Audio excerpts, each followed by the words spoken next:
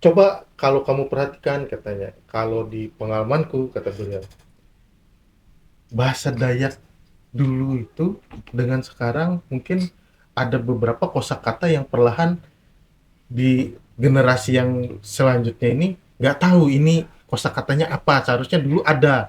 Iya, Apa itu juga terjadi seperti itu, Pak? memang itu terjadi, bahkan misalnya kalau saya di lingkungan kerja ya, di Dinas Kebudayaan dan Pariwisata. Kadang-kadang mereka bingung, "Kamu pakai bahasa apa sih?" Karena itu adalah kata yang tidak pernah mereka dengar. Padahal itu dulu ada. Banyak sekali kata-kata seperti itu yang hilang. Jadi, saya selalu mengingatkan, bahasa ngaju yang sekarang kita dengarkan, yang kita omongkan, sebagian itu sudah merupakan serapan.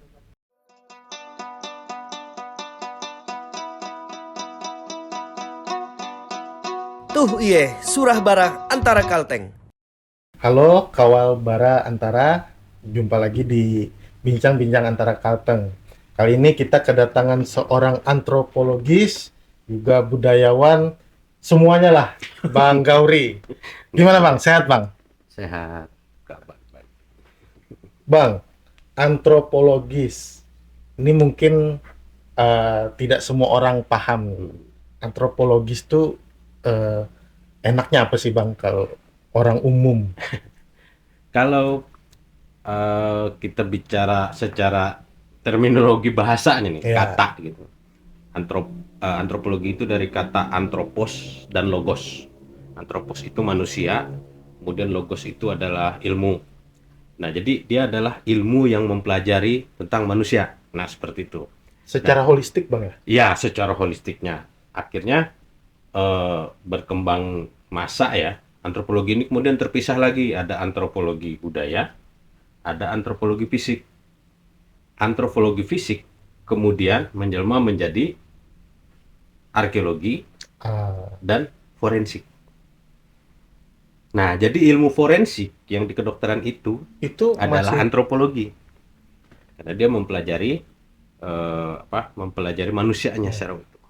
Nah, antropologi budaya kemudian berdiri sendiri, berbeda. Sebelumnya antropologi berubah menjadi nama arkeologi. Makanya kalau di kedokteran ada namanya lab paleo lab paleo antropologi dan biologi. Lab biologi dan paleoantropologi. Jadi itu untuk apa, identifikasi torak, tengkorak dan ya. sebagainya itu dari situ. Karena secara holistik itu berarti keragaman budaya, bahasa, perilaku sosial juga include di situ Bang ya? Eh karena ini kita tadi berbicara pemisahan dia ke Ah, antropologi budayanya, kemudian kembali ke yang disebut dengan Seven Universal Culture. Jadi ada 7 unsur dari kebudayaan itu. Di dalamnya sistem religi, sistem kepercayaan, bahasa, seni, teknologi, eh, sistem hukum, sistem sosial di dalamnya. Jadi akhirnya mencakup ya. semua. Nah, jadi kalau bicara kebudayaan itu adalah apa yang ada di sekitar kita sekarang, itu adalah produk kebudayaan. Mau dia pakaian kita, meja sekarang kita lihat, cangkir yang kita lihat sekarang bentuknya adalah produk kebudayaan. Produk dari peradaban, sebuah peradaban. Nah, kalau bicara salah satunya Bang, dari kemarin itu pertanyaan yang pengen saya obrolin itu salah satu bahasa, Ya. terutama bahasa daerah kita, bahasa Dayak. Kalau dari sudut pandang Abang sendiri melihat perkembangan bahasa Dayak di tanah Kalimantan Tengah ini seperti apa saat ini? Karena saya banyaklah melihat bacaan sekilas segala macam, ada narasi-narasi yang menyebut bahasa Dayak ini kalau nggak serius kita menjaga segala macam mulai berkurang ini. Apakah itu benar atau tidak atau bagaimana pandangan abang sendiri Pak? Ya, kembali ke esensi bahasa itu sendiri ya. Beberapa sudut pandang keilmuan tertentu itu, apalagi kalau kita bicara tentang etnolinguistik namanya. Jadi dia khusus untuk mempelajari bahasa-bahasa di kelompok-kelompok etnis tertentu. Itu menyatakan bahwa bahasa itu adalah unsur utama pembentuk sebuah identitas seseorang. Nah, di satu sisi dia juga menjadi sebagian dari yang disebut tadi kebudayaan. Kebudayaan itu sebenarnya prinsip hidup kebudayaan itu kalau masyarakat pendukungnya tetap ada. Kalau masyarakat pendukungnya tidak ada, dia akan punah. Dan itu tidak bisa disalahkan siapapun karena masyarakat pendukungnya yang memilih untuk meninggalkan. Karena apa? Bisa saja karena dia merasa dengan saya menggunakan produk kebudayaan ini tidak membantu saya atau bahkan menjerumuskan saya. Dia kemudian akan ditinggalkan. Jadi kebudayaan itu sebenarnya kalau murni kita bicara teori kebudayaan, dia tidak bisa dipaksakan harus tetap ada. Tergantung dari orangnya. Nah, berbicara sekarang tentang bahasa, ya kita ambil saja dengan setidaknya yang sudah diidentifikasi oleh Balai Bahasa Kalimantan Tengah itu ada 21-23 bahasa yang ada di Kalimantan Tengah. Kita sekarang bicara bahasa Dayak Ngaju atau bisa bahasa Ngaju. Sama saja sebenarnya, ada yang bilang bahasa Kapuas, bahasa ada yang bahasa Kahayan. Ya. Nah, ada seperti itu. Padahal itu sama. Mungkin ada sedikit perbedaan dialek saja. Kecuali bahasa Dayak Manyan itu Beda. baru berbeda. Ya, kan? itu baru berbeda. Kalau Ngaju itu cenderung dia adalah yang kita bisa melihat sendiri bagaimana lokasi-lokasi persebaran dari kelompok Ngaju itu sendiri. Kan mulai dari Kapuas, kemudian Pulang Pisau, bagian Palangkaraya, Kahayan ini dari tengah sampai hulunya. Kemudian ketemu lagi dengan kelompok Danum. Nah, sekarang kita bicara tentang bahasa Ngajunya sendiri. Saya pernah melakukan penelitian sebenarnya di tahun 2010 ya, tentang identitas etnis. Nah, jadi di dalamnya saya pakai 7 Universal Culture tadi, 7 unsur kebudayaan tadi, salah satunya bahasa. Dan dari situ ternyata ditemukan bahwa anak-anak yang lahir di Kalimantan Tengah, khususnya kita bicara saja Palangkaraya yang tadi tempat persebaran kelompok Ngaju, dilahir di akhir tahun 80-an, itu cenderung sudah tidak lagi memakai bahasa ibunya. Nah, apakah kita kembali tadi, bisakah kita salahkan orang tuanya? Sebenarnya ada salahnya, ada benarnya. Mungkin orang tuanya merasa saya merasa tidak secure, merasa tidak aman saat mendengarkan anak saya menggunakan bahasa itu. Jangan-jangan dia nanti diledek, jangan-jangan itu jadi bahan orang untuk membuli dia. Kita tidak bisa hilangkan pengaruh itu, pasti ada. Akhirnya dia lebih memilih untuk lebih baik saya pakai bahasa Indonesia ke anak saya. Ada juga lebih baik saya pakai bahasa Banjar karena saya berinteraksi dengan orang-orang Banjar di sekitar saya. Itu sebenarnya hal yang tidak bisa disalahkan juga. Tapi satu sisi kembali ke tadi, bagaimana bahasa itu menjadi pembentuk utama identitas seseorang. Karena dari bahasa lah kita bisa tahu paling awal, oh dia kelompok Ngaju, oh dia kelompok Manyan, dia kelompok apa. Pengetahuannya tentang alam sekitarnya, pengetahuannya tentang lingkungan hidupnya adalah di bahasa itu. Contoh saja sekarang kita bicara, oh rumah saya hutan gitu. Ya. Kita datang, rumahnya ada di kota Palangkaraya, dia bilang hutan.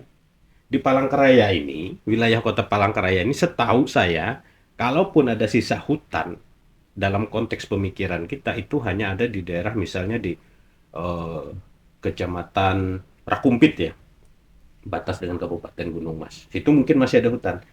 Tapi kita kembali tadi ke pemahaman orang Ngaju. Ada yang namanya Parak Luwut, Parak Kayu, Himba.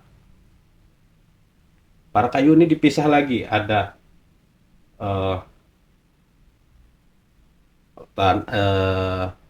Himba Baliang, ada lagi yang cuma Parak Ruwut. Dia dibedakan lagi. Parak Ruwut dalam konteks kita di kota beda dengan Parak Ruwut konteksnya di desa. Dia bilang hutan, tapi ternyata yang kita lihat cuma savana, mungkin mini savana gitu yang ada di sana. Jadi dia sudah lepas dari apa pengetahuan leluhurnya, bagaimana sih hutan yang disebut himba atau kemudian dalam bahasa Indonesia disebut rimba. hutan tuh yang kelengkapannya bagaimana. Vegetasinya gimana Ah, sih hutan itu? Sekarang kita miris kan melihat. Berarti anak-anak kita sekarang itu bahkan tidak tahu hutan yang dalam konteks pemahaman kakeknya dulu bagaimana, kayaknya ah. sebuah rimba itu bagaimana. Mungkin jangan-jangan anak sekarang lewat jalan yang lagi pengembangan, terus kiri kanannya agak kosong tapi Iya, ada beberapa pohon, itu lewat udah hutan. ah. Nah, jadi kan akhirnya informasi yang mereka berikan kepada orang lain pun akan terjadi distorsi.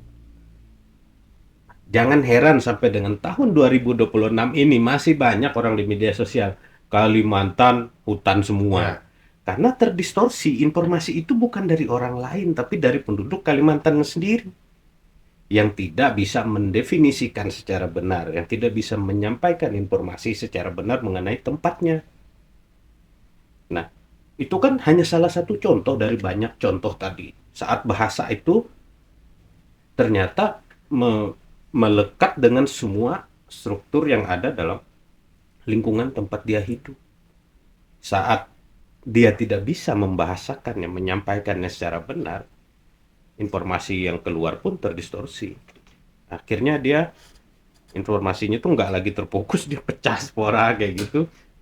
Kita tidak bisa menyalahkan. Kadang-kadang saya selalu berpendapat jangan salahkan orang lain yang memandang kita ini seperti ini karena kita tidak bisa berbicara banyak terhadap bagaimana lingkungan kita yang sebenarnya. Semuanya kan di bahasa itu. Sekarang maaf, anak-anak sekarang kalau kita nongkrong di tempat ngopi, yang kita dengar bahasanya apa? Kata-kata yang keluar itu apa? ya kadang anjir. Nah, itu dia. Bahkan mohon maaf Bang, saya kadang ada di beberapa kafe, Hmm, kelompok anak muda itu ngomongnya lo gue segala Iya, macam. benar. Itu agak kaget saya Bang untuk sekelas di Palangka ya. Iya. Dalam artian eh, ini apa mungkin mereka yang dari luar ya, Mm-mm. atau jangan-jangan anak-anak kita yang memang karena punya standar Ya, sendiri berbahasa seperti itu. iya. Cuman jadinya agak-agak bingung nih. Iya. Apakah memang ada salah satunya anak Jakarta, anak dari mana seperti itu. Padahal kalau kalau mungkin karena saya selalu berhadapan dengan hal seperti itu ya. Mereka mau bilang lu gua gitu. Ah, Tapi logatnya kedengaran. Oh, ini orang Barito ini. Oh, ini orang Kahayan nih. Dari situ, alah, ternyata anak orang sini gitu. Nah, itu yang membuat tadi bagaimana eh, bahasa kehancuran atau runtuhnya sebuah bahasa itu mempengaruhi bagaimana kita hidup. Nah, kalau kita bicara, semua bahasa itu punya sisi kasar ya. Bahasa ngaju pun tidak terlepas dari sisi kasar. Tapi saat kita diwariskan pengetahuan tentang bahasa, kamu nggak boleh menggunakan kata ini. Kamu nggak boleh menggunakan kata ini. Didengar sama yang lebih tua ya, dari kamu apa-apa. Itu kan dari dulu ya. ya. Itu dijaga. Saya rasa tidak ada hanya orang ngaju, orang Banjar pun, orang Jawa pun seperti itu. Tapi saat nilai-nilai itu menjadi longgar, nah ini jadi masalah. Kita yang generasi, maaf kita masuk ke dalam konteks generasi milenial ya berarti ya. Ini yang saya suka menggunakan itu karena kelihatan sekali perbedaannya. Milenial ke Z, sekarang apa, alpha atau apa gitu. Itu beda. Pemahaman mereka itu beda. Dan cenderung mereka merasa bahwa menggunakan bahasa daerah itu adalah suatu tunjuk Ah. kemunduran secara kognitif. Itu yang bahaya.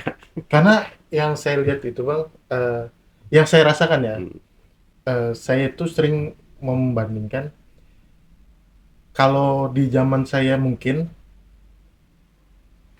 ketika teman-teman atau kami kebanyakan kan anak-anak kita, orang-orang kita ini kuliah di Jawa juga Bang, Mm-mm. Jawa Tengah, Jogja dan Jawa Timur. Nah, rata-rata orang-orang kita yang pulang dari sana minimal bisa Bisa. tuh beberapa pelafalan bahasa Jawa, walaupun tidak semuanya lancar, Ya. tapi mereka cukup menguasai. Nah, sedangkan orang yang ke tempat kita, entah ini saya yang kurang apa mengevaluasi istilahnya, mencari referensi, Tapi yang saya rasa orang ke sini belum tentu seperti itu, bisa bahasa Ya. Dayak seperti itu. Tapi ini juga apakah ini pengaruh bahasa kita yang terlalu banyak kan, tidak satu, tetapi berbagai macam, atau juga berbagai faktor yang Abang jabarkan tadi yang mengakibatkan seperti itu. Nah, belum lagi ini Bang, saya ini asli Sampit Bang. Nah, kalau mengikuti garis keturunan, almarhum ayah memang Kalsel Barabai.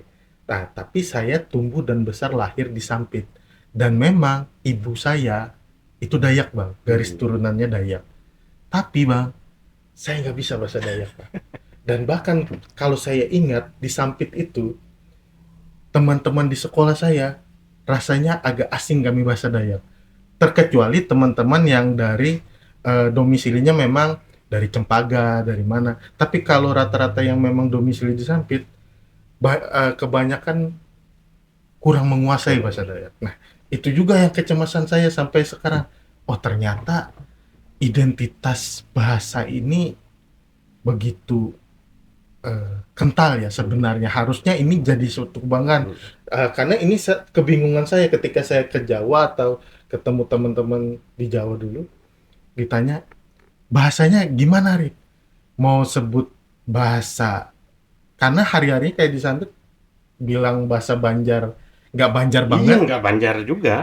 dibilang Indonesia. bahasa Dayak saya nggak bisa. Iya. Jadi di situ ada pertanyaan identitas Iya. sendiri. Itu Iya. loh Pak kebingungan. Itu saya pernah ya dalam beberapa pernyataan saya ada sesuatu yang unik di kelompok kita. Saya rasa itu tidak hanya Ngaju, tapi hampir seluruh kelompok yang ada di Kalimantan. Kita tuh cenderung selama ini apa ya? Dia tidak kalau dia menyatakan diri itu tidak seeksplosif saudara-saudara kita yang lain. Jadi saat kita masuk ke dalam suatu komunitas di luar tempat kita, yang diharapkan sebenarnya teorinya, yang diharapkan itu adalah malah kecintaan terhadap identitas kita sendiri itu muncul. Tapi ternyata nggak seperti itu terjadinya. Dia lebih mudah membaur ke tempat yang lain. Makanya tadi seperti dia lebih bisa menguasai bahasa Jawa gitu kan. Nah, ini memang ciri dari kelompok, kita bicara Ngaju saja ya, dalam konteks ini contoh gitu. Bahkan ada pameo dalam orang Ngaju itu. Kalau ada tamu, orang itu akan menjamu, bahkan ayamnya yang lagi bertelur pun, lagi mengerami telurnya pun diambil, kemudian dimasak untuk dihidangkan kepada tamu. Dia sangat welcome terhadap orang lain. Dia akan berusaha untuk menyesuaikan diri. Dia yang berusaha menyesuaikan dirinya. Bukan orang yang diajak belajar. Benar. Itu kita lihat Jepang sekarang. Kalau ke Jepang itu nggak ada tulisan bahasa Inggris, misalnya ke supermarket beli ikan. Semua kanji. Artinya apa? Mereka nggak mau orang lain yang ngatur mereka. Ya kalau kamu mau hidup di Jepang ya ikut aturan Jepang, ikut bahasa Jepang. Nah kita itu masih belum sampai ke ranah itu. Saya tidak tahu apakah ini suatu politik kebudayaan yang mengakar sejak dulu. Mentah dari zaman kolonial, kemudian masa-masa transisi pemerintahan Indonesia dari Orde Lama kemudian ke Orde Baru, represi politik dan sebagainya. Apakah ini berpengaruh terhadap gaya hidup, pola hidupnya orang Kalimantan? Saya tidak bicara hanya orang Dayak gitu. Jadi mereka lebih kalau kita bicara secara ekspresi, bisa dikatakan orang Kalimantan ini lebih introvert. Dia lebih, itu yang salah satu perusaknya tadi. Saya katakan perusak ya, mohon izin saya menggunakan kata perusak. Perusaknya dari diri kita sendiri. Saya dalam pernyataan sebelumnya pun mengatakan gitu. Jangan menyalahkan orang. Rusaknya itu dari kita, hilangnya bahasa itu dari kita, karena kita sudah tidak punya kepercayaan diri lagi untuk berbicara menggunakan itu. Kita lebih merasa saya akan lebih survive kalau saya mengikuti bahasa ini.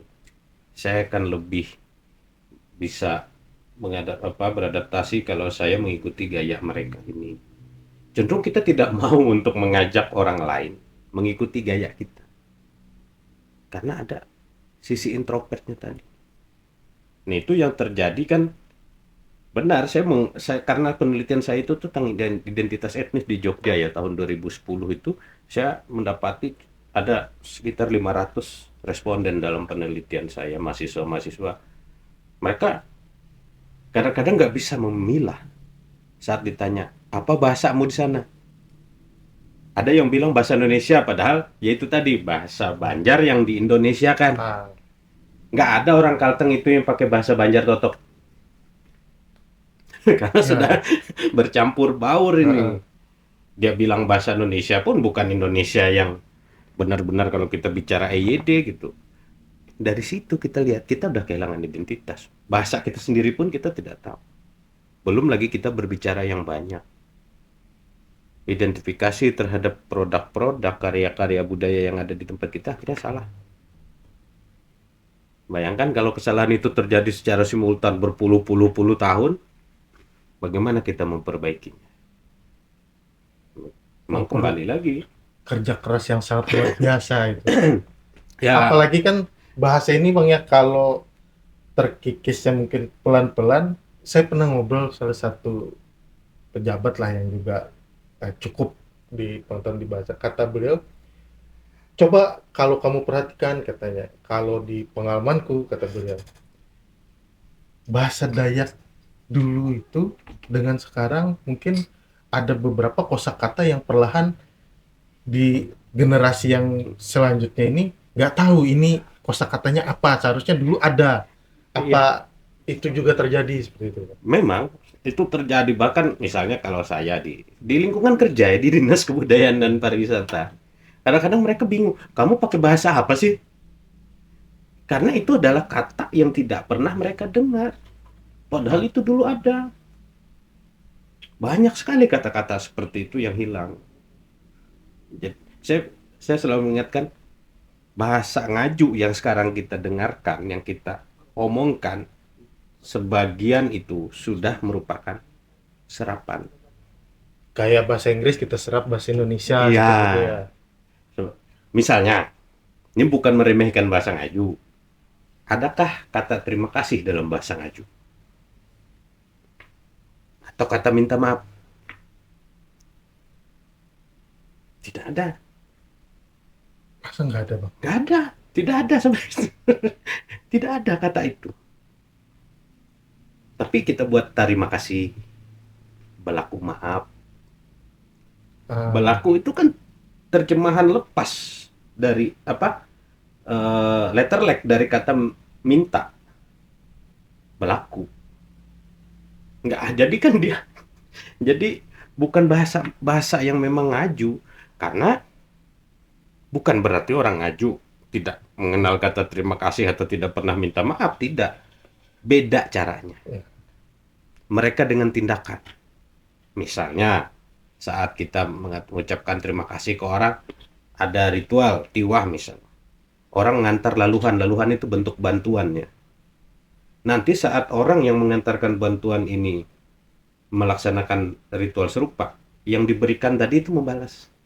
Itulah bentuk ucapan terima kasihnya. Atau saat orang bantu dia berladang, dia siapkan makanan. Dia siapkan oleh-oleh untuk pulang. Nggak ada yang dulu ya terima kasih ya gitu. Nggak ada dulu. Nggak ada. Tindakan ya. Tindakan. Bisa dikatakan, saya sering bercanda kadang-kadang dan teman-teman. Orang Dayak itu nggak suka basa-basi gitu. Nggak yang, makanya saya seperti pantun, saya bingung kadang-kadang disuruh pantun pakai bahasa ngaju gimana. Itu pantun itu kan bahasa-bahasa, saya bilang bahasa-bahasa sastra. Melayu ya. Iya, mereka kan mungkin kosakatanya lebih banyak dan sebagainya. Jadi mereka bisa ekspresinya lebih terbuka, lebih banyak lah dibandingkan. Walaupun ada yang namanya tanding tampengan misalnya, istilahnya seperti itu. Petitih, petatah gitu, bahasa ngaju dan disebut dengan tanding tampengan, itu ada memang. Tapi dia bukan suatu karya yang rumit seperti saudara-saudara kita Melayu yang bisa berpantun, bisa apa-apa. Jadi karena saya selalu mengatakan ke mereka, itu bukti kalau orang Dayak itu nggak muter-muter kalau ngomong gitu. Kalau dia ini ya udah ngomong tek gitu. Nggak yang kesana kemari dulu, ini karena ini karena ini. Bahasa-bahasa apa, kata-kata, kata bahasa ngaju yang memang ada itu pun sebenarnya yang tadi kita katakan hilang, itu menurut pandangan saya pribadi ya, itu tidak tidak murni juga dari awal sebenarnya. Bahasa ngaju yang ada sekarang ini, ada beberapa orang yang menyebutnya sebagai bahasa surat berasi. Surat berasi itu artinya Alkitab. Jadi kita bayangkan dulu, Alkitab ditulis oleh orang Timur Tengah, diterjemahkan dalam bahasa Inggris, diterjemahkan dalam bahasa Jerman oleh para misionaris, dibawa ke tanah Dayak atau Dayak Lander, diterjemahkan lagi dalam bahasa ngaju. Susah kan mencari padanan katanya. Sepanjang itu. Sepanjang itulah perjalanan yang namanya kitab suci. Nah, dibuatlah karya, suka atau tidak suka, mau diakui, sastra tertulis orang ngaju, kita bicara seperti itu pertama kali yang disebut surat berasi. Itu yang paling tua. Ya, tidak ada karya lain selain itu ya. Karena itu kan awal masuk Kristen langsung dibuatkan tulisan, diterjemahkan agar orang-orang Dayak bisa mempelajari dari Alkitab sendiri. Dan Alkitab itulah, surat berasi inilah yang membawa gaya bahasa ngaju sampai sekarang. Misalnya orang dalam bahasa Indonesia, bahasa ngaju disebut uluh, tapi ditulis apa? Allah. Benar Bang ya, Allah ya. Allah. Soalnya saya Nah ya, jadi itu di Alkitab pertama kali dituliskannya seperti itu. Dan itu adalah gaya bahasa orang Jerman maupun Belanda. Mereka yang membawa gaya itu. Nah sekarang kita itu yang mana yang asli, sudah terjadi distorsi dari awal ini. Dari tradisi kita yang belum mengenal agama-agama misionaris tadi, bergerak, ketemu itu, berubah lagi sampai dengan masa sekarang. Dari itu kan ada masa transisi, nah, sekarang ada masanya sendiri. Jadi dari kita sendiri pun ada, setidaknya ada 3 kali perubahan. Jadi kalau kita membahas tentang bahasa ini ya Bang, tidak sesederhana Tidak semudah itu. Saya mendengarkan penjelasan dari tadi, wah kompleks banget. Kompleks. Makanya kemarin kan ada pemetaan masyarakat hukum adat ya. Bingung nih, kita udah bingung. Ini gimana cara memetakannya nih? Mana masyarakat hukum adat A, mana masyarakat hukum adat B. Kan dia harus punya kekhususan nih. Oh dia begini dalam menangani perkara ini gitu. Berarti dia masuk kelompok masyarakat B gitu. Susah kan? Apakah itu harus ditarik ditarik meteran untuk batas wilayah? Susah. Nggak bisa. Satu-satunya yang bisa kita gunakan adalah peta persebaran bahasa.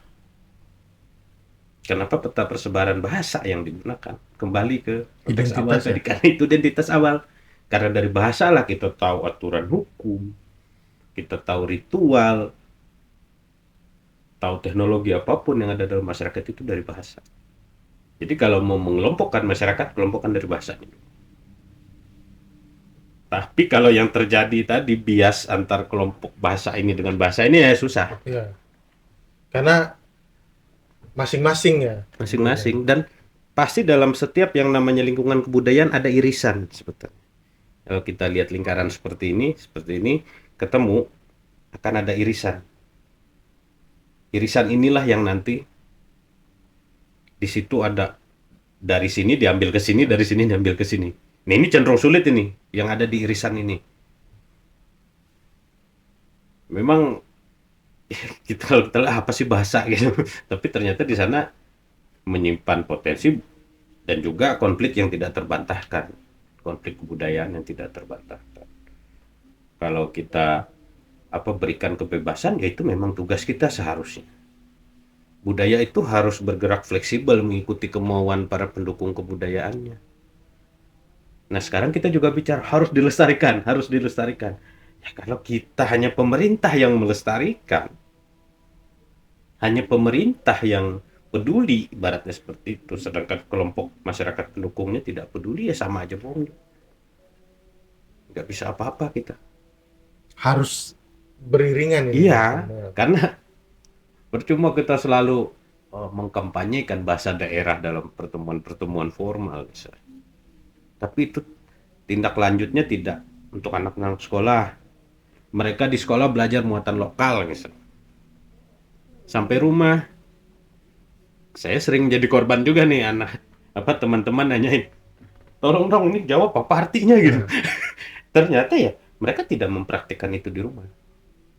Bahkan orang tuanya yang dari generasi kita tadi itu loh, generasi milenial tadi itu sudah kehilangan akarnya, dia sudah tercerabut. Ketemu generasi baru ini, beta dan alpha ini, jangan salahin kedua generasi ini karena dari estafetnya itu putus Bang. Putus sudah. Nah, karena saya ingat SD itu ada pelajaran muatan lokal. Ya. Muatan lokal kami itu di Sampit waktu itu bahasa Dayak. Kayaknya Dayak Ngaji kami itu. Wah, itu jujur pelajaran salah satu yang saya nggak suka, Bang. Karena kayaknya sulit sekali bagi saya yang tumbuh di Sampit ya, karena tidak terbiasa dengan bahasa itu. Sulit. Tapi itu sampai SD saja, Bang. Saat SMP dan SMA pelajaran itu hilang. Saya nggak tahu perkembangan untuk kebijakan pelajaran muatan lokal sekarang ya di sekolah. Tapi yang saya alami di masa saya itu hilang. Nah, kalau saya di masa remaja menganggap bahasa daerah ini hal yang nggak penting, Bang. Tapi di saat sudah bekerja, mengetahui tentang identitas diri, identitas daerah, ternyata bahasa ini sangat penting. Sampai akhirnya saya itu bertanya sering, bahasa saya ini apa sih, bahasa daerah kami ini? Karena merasa identitasnya nggak jelas bagi saya ya penafsirannya. Nah, sampai yang akhirnya kita obrolin ini, wah ini kayaknya memang pembenahan atau sistematis di lapangan bukan sesuatu yang sederhana ini. Tidak hanya sebatas kampanye pelestarian. Iya. Kita selalu ngomong harus dilestarikan. Tapi tindakannya apa? Apa mungkin yang perlu nih kita maksa, harus ada aturan yang memaksa supaya bahasa daerah. Itu sudah dilakukan oleh Balai Bahasa ya. Sudah dilakukan Direktorat Jenderal Kebudayaan melalui Balai Bahasa. Sambil ngopi Bang ya? Siap. Kementerian Kebudayaan, dulu namanya Kementerian Pendidikan dan Kebudayaan ya, melalui Balai Bahasa mereka sudah membuat itu. Tapi sayangnya tidak implementatif. Maksudnya tidak implementatif menurut saya ya. Ini ya bagian dari kritik saja sebenarnya. Mudah-mudahan bisa membangun lah. Dia kenapa tidak implementatif? Karena yang diambil itu bungkusan luarnya. Ibaratnya bahasanya, bahasa daerah pada suatu daerah harus dilestarikan. Dah, stop. Seharusnya ada turunan lagi di bawah ini. Entah dia dalam bentuk peraturan daerah, kan dari peraturan dari undang-undang ke peraturan pemerintah turun nanti menjadi perda provinsi, kabupaten. Nah, perda ini seharusnya lebih spesifik berbicara. Bukan dia mengkopi dari aturan yang atas. Misalnya, setiap kantor pemerintah harus ada menggunakan hari apa bahasa daerah, atau ada penunjuk arah atau apapun yang ada kosakata lokalnya. Nah, itu berapa kali, puluhan kali sudah kami rapatkan. Tapi nggak bisa, karena apa? Berbicara lagi nih, kembali ke muatan lokal, kurikulum kita. Saya entah berapa puluh kali, mungkin 100-an kali lebih selalu mengingatkan ini.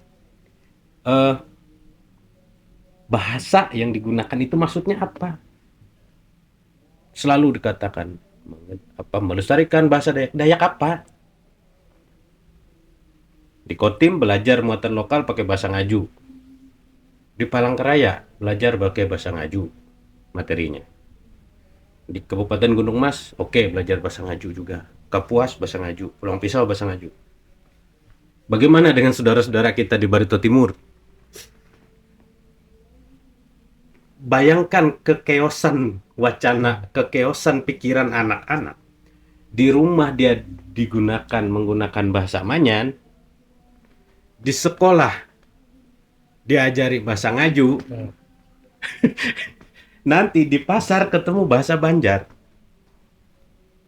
Saat nonton film, ketemu bahasa Indonesia. Nah, ini yang saya bilang dulu, perlu zonasi.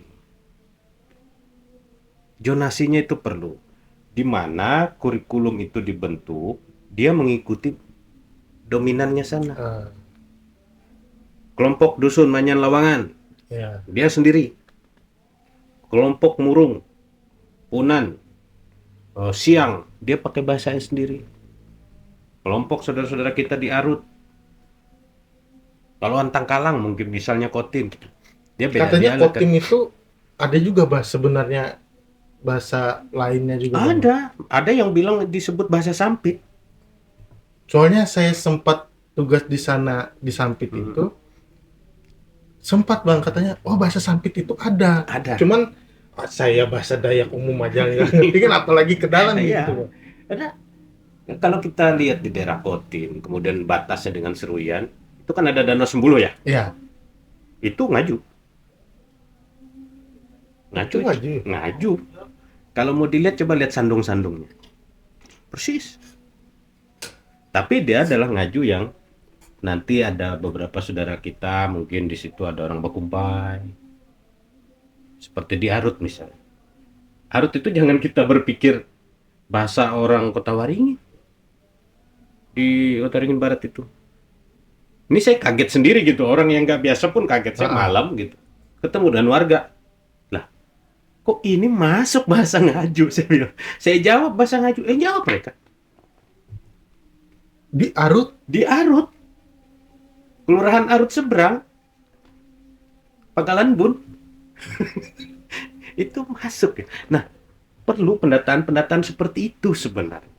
Kita harus memetakan nih. Bahkan orang yang seperti abang yang konsen di situ kaget ya. Kaget. Oh, persebaran bahasa ini kayak gini ya.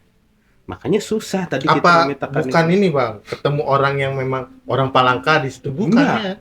Mereka nelayan. Sesama nelayan lagi ngobrol. Lagi ngangkat pukat gitu kan, ngobrol, saya ada di situ. Lah kok ini bahasanya sama? Nah saya jawab, saya ikut nimbrung langsung gitu. Lah kok bahasa kita sama? Ya sama katanya, paham nggak? Walaupun nggak seperti dialek yang saya sampaikan, dialeknya beda. Tapi kata-katanya bisa digunakan. Persamaan kata itu bisa untuk kita berkomunikasi. Nah, kayak gini tuh kan kita bingung, loncat-loncat kan dia. Hanya peta kebudayaan itu harus jelas. Dulu dengan teman-teman saya membagi Kalimantan Tengah ini menjadi 3 sektor. Satu sektor timur, sektor tengah, dan sektor barat. Paling nggak dari kecil, hal kecil seperti itu dulu dibaginya. Oh, kelompok timur ini kabupaten dimulai dari Barsel, Bartim, Barito Utara, Murung Raya. Saya di sebelah sana. Kelompok tengah, Kota Palangkaraya, Kapuas, Pulang Pisau, Gunung Mas, Katingan. Setidaknya ada persamaan. Nah, wilayah sebelah barat dimulai dari Kotim.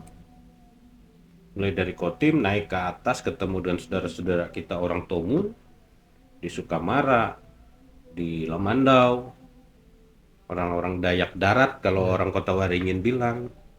Mereka adalah satu kesatuan sama. Bukannya kemudian kesatuan yang sempit ya, enggak. Kesatuan yang luas, maksudnya bukan berarti sama banget, tapi ada persamaan-persamaan yang kemudian bisa itu dijadikan tolak ukur saat kita berbicara lebih jauh mengenai produk-produk kebudayaannya. Dari sana kita bisa membedakan lagi, oh rumah kelompok bagian barat ini seperti ini rumah adatnya. Rumah adatnya kelompok bagian tengah seperti ini. Ini bagian barat dipengaruhi siapa, bagian tengah dipengaruhi siapa, bagian timur dipengaruhi siapa. Bahkan sampai seperti itu loh seharusnya dibuat. Cuma ya memang risetnya mendalam. Kalau kita berbicara ini sebagai sebuah dasar teori masih belum bisa. Tapi paling tidak kita mendokumentasikan dulu. Nah, dari dulu saya bilang paling pentingnya adalah dokumen dulu. Kalau kita nggak ada dokumen, mau seminim apapun dokumen awal itu paling nggak jadi tolak ukur kita untuk melihat. Misalnya Kotim di bagian pesisir, dia dipengaruhi apa? Dipengaruhi dari saudara-saudara kita di Melayu. Mereka punya, misalnya kalau dulu di Kotim ada apa? Mandi Safar ya. Ya, Mandi Safar. Mandi Safar. Itu sebenarnya akulturasi itu kelihatan banget di sana. Mistis tetap ada, agama jalan, dan itu menunjukkan bagaimana masyarakat yang maritim gitu, dia di sekitar hidup menggantungkan diri dari lingkungan air. Ini perlihat persamaannya dengan apa? Mungkin bisa ditengok saudara-saudara kita orang Bugis, ditengok saudara-saudara kita pesisir Jawa. Dari situ kita melihat, oh ternyata hubungannya kayak gini nih. Pantas mereka kayak gini karena ketemu ini. Pantas bahasa mereka kayak gini karena ada ini masuk. Sedalam itu kalau kita memang mau tahu ciri-ciri dari kelompok-kelompok masyarakat ini. Dari lain sisi ya kita dikejar dengan waktu. Waktu terus berpacu. Nah, kalau program revitalisasi bahasa sejauh ini, Bang, itu cukup berdampak nggak sih, Bang? Kalau saya bingung nih menjawabnya. Kalau kita berbicara tidak berdampak, saya rasa tidak juga ya. Terutama ya seperti saya pribadi, saya akan mengapresiasi apa yang sudah dilakukan Balai Bahasa. Dan kami mencoba untuk bekerja nih bersama dengan mereka. Kemarin saya diminta untuk menjadi narasumber dalam kegiatan evaluasi penetapan masyarakat hukum adat ya. Kita bersama juga dengan Balai Bahasa untuk melakukan pendataan dulu. Dan pendataan yang dilakukan Balai Bahasa itu cukup sangat membantu apa yang kita lakukan. Makanya pemerintah daerah kemudian menyusun yang namanya pokok pikiran kebudayaan daerah. Oh ya. Nah, pokok pikiran kebudayaan daerah ini mengacu pada yang disebut dengan objek pemajuan kebudayaan. Ada 10 objek pemajuan kebudayaan. Di dalamnya salah satunya bahasa. Nah, bahasa ini permasalahannya kita sampaikan, kita jabarkan apa masalah. Rencana kerjanya apa? Nanti stakeholder yang terkait apa? Nih, dan target dalam 1 tahun harus seperti apa, 2 tahun seperti apa, sampai 5 tahun. Kita evaluasi lagi di tahun ke-6. Jadi PPKD berjalan seperti itu. Nah, sekarang setiap tahun ya, pemerintah provinsi melalui Dinas Kebudayaan Pariwisata itu, khususnya di bidang kesenian, tradisi, dan warisan budaya, itu melakukan inventarisasi. Ini misalnya hari ini terkait dengan lagu-lagu daerah yang sifatnya komunal hari ini, yang tidak dikenal penciptanya namun ada di Kalimantan Tengah, kita kerjakan hari ini nih, sembari sambil mempersiapkan Festival Budaya Sen Molang ini. Dari kabupaten apa, bahasanya apa, nanti kan kelihatan. Nah, kita tuh sudah bergerak seperti itu sekarang ini, walaupun dia nggak kelihatan, sedikit sekali. Jadi mudah-mudahan bulan Mei lah sudah ada penyerahan sertifikat dan sebagainya, menjadi ini milik komunal, ini milik masyarakat ini gitu. Jadi pemerintah daerah pun pelan-pelan ini terus bergerak sebenarnya, Bang ya. Ya, saat ini yang penting data lu ya. Kita punya, kadang-kadang teman-teman di bidang itu bilang naskah sucinya kami, teks sucinya kami itu ada disebut dengan buku inventarisasi kebudayaan. Seluruh di situ ada. Jumlah pemangku adat di sana berapa, jumlah kesenian di sana, jumlah kepercayaan yang ada di sana, bahasanya ada di situ. Walaupun kami yakin, kami mengakui bahwa itu belum sepenuhnya valid. Karena maaf, kembali lagi, sumber daya manusia kita tidak merata ya setiap daerah. Kadang-kadang mereka Misalnya saya lihat gitu, Kabupaten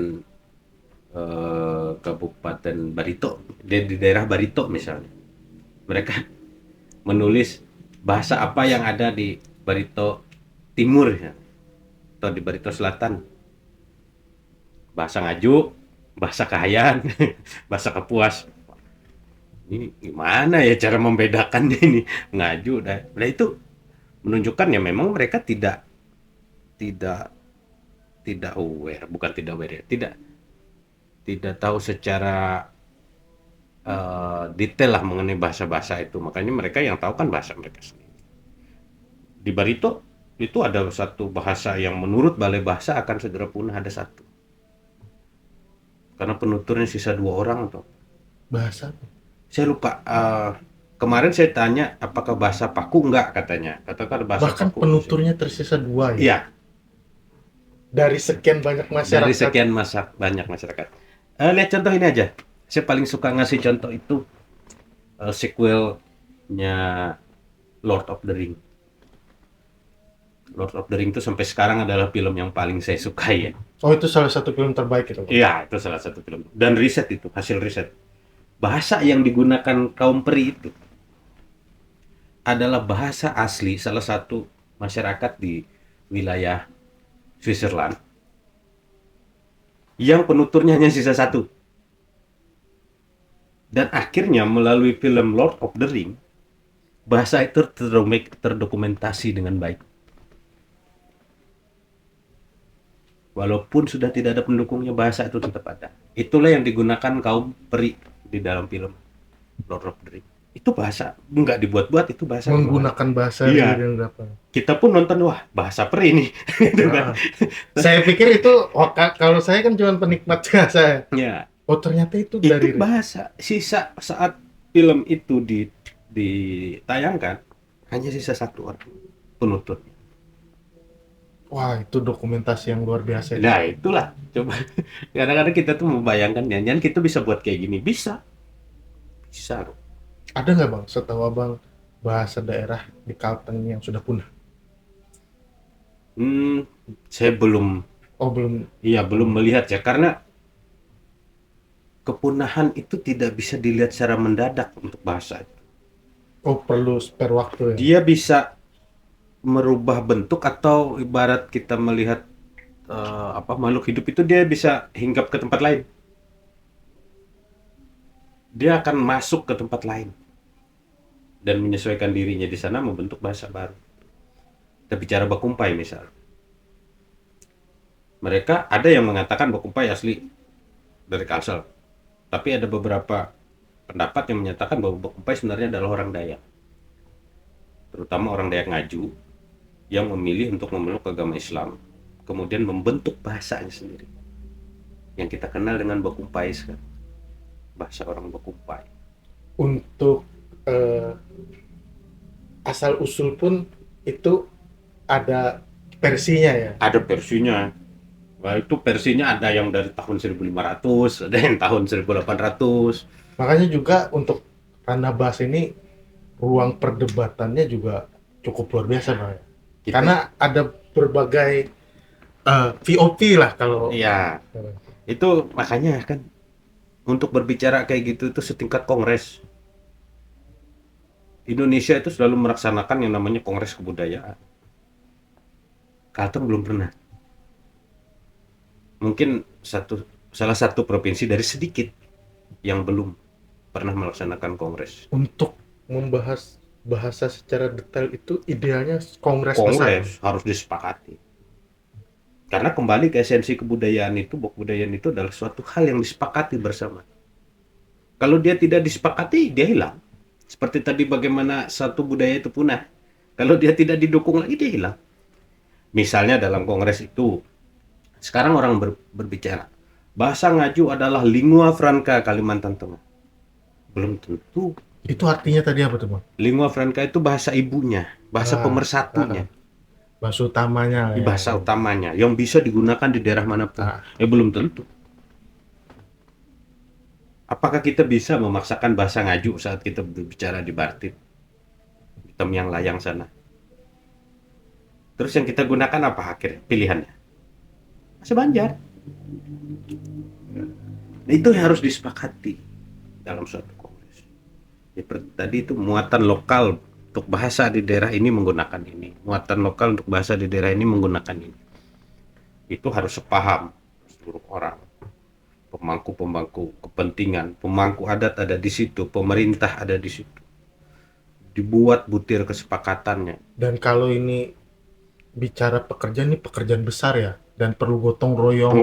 Saat ini kami pernah sebenarnya di Sebutpar itu pernah merencanakan mau membuat ini.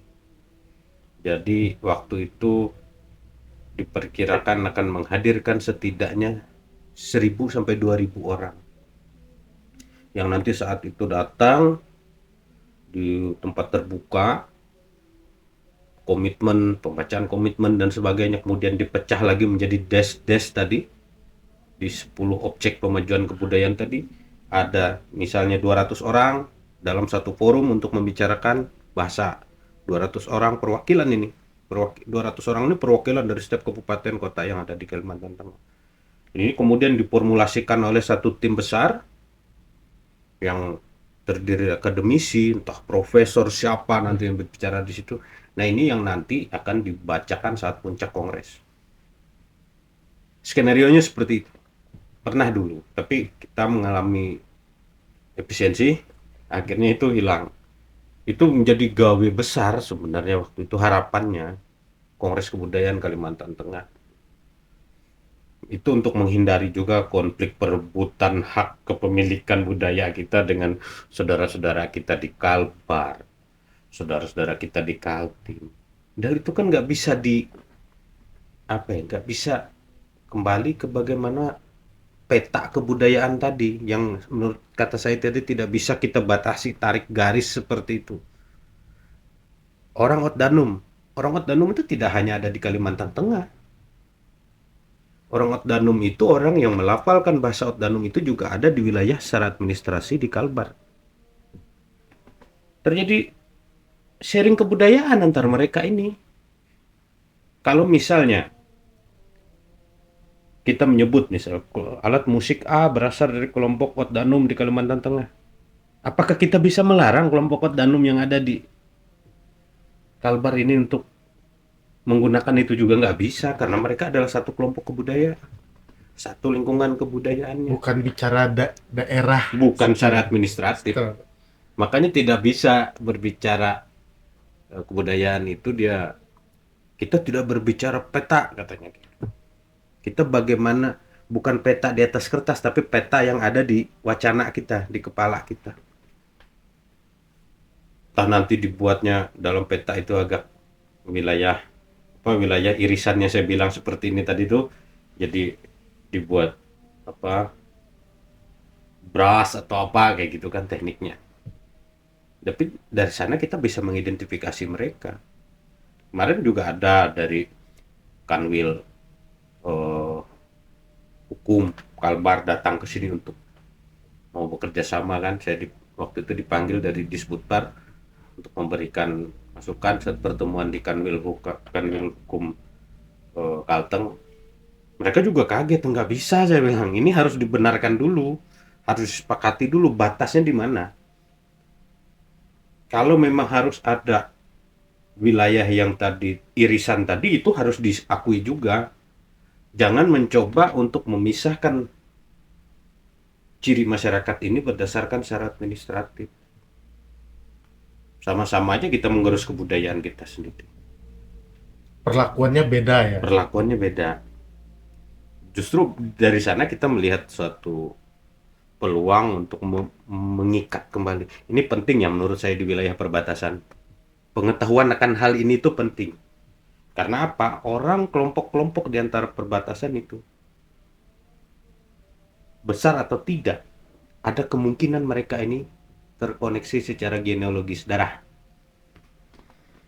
Itu akan lebih enak saat kita menyelesaikan konflik-konflik perbatasan. Kamu bersaudara dengan ini, kamu bersaudara, ini ada hubungan saudaramu.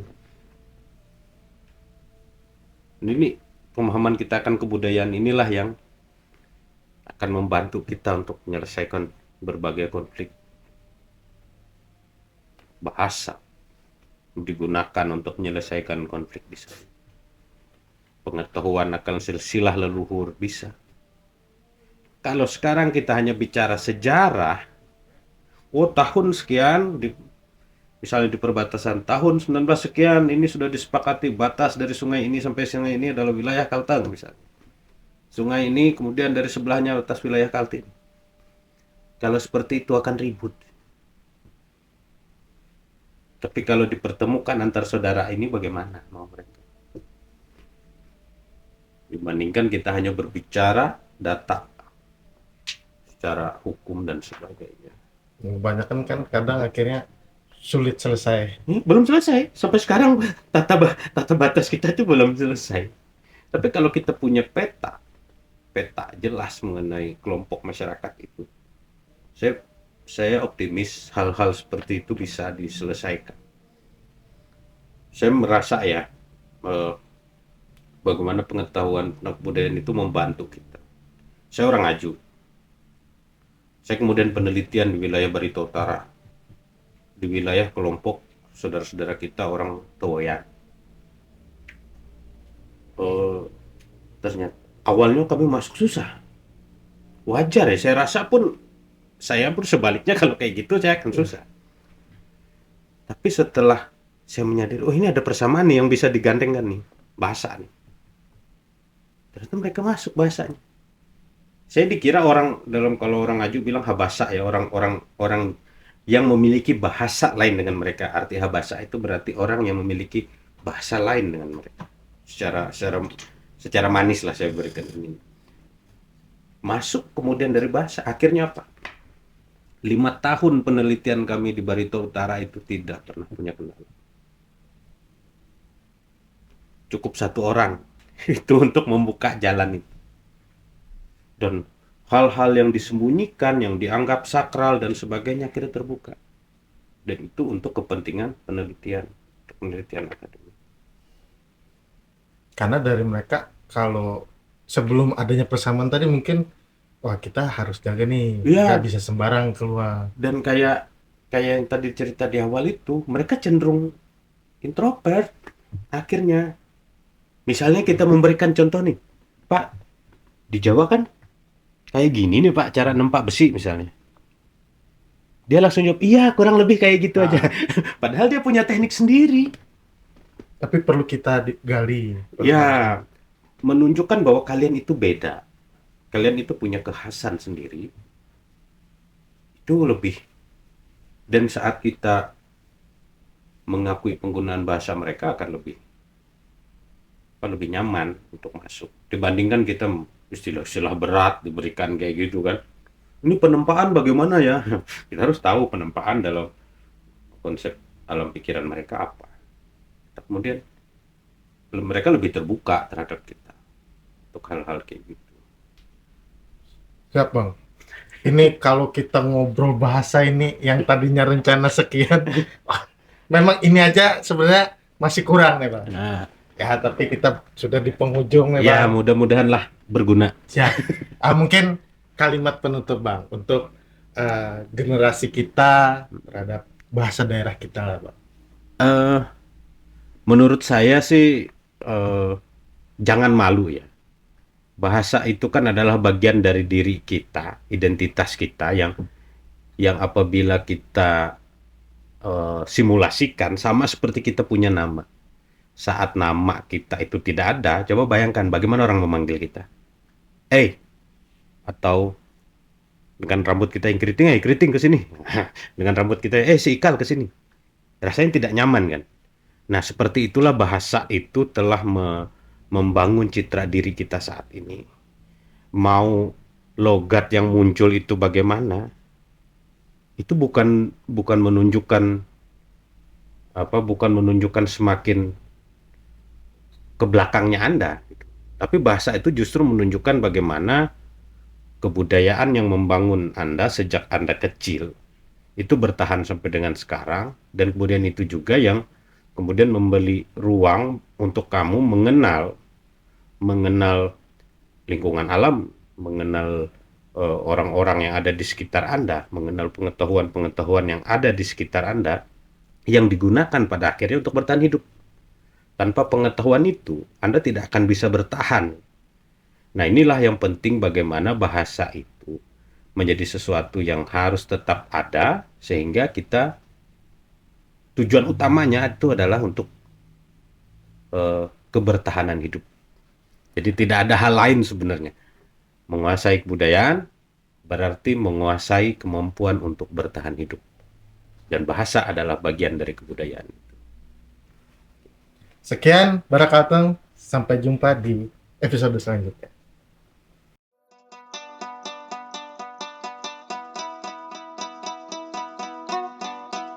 Tuh iye, surah bara antara Kalteng.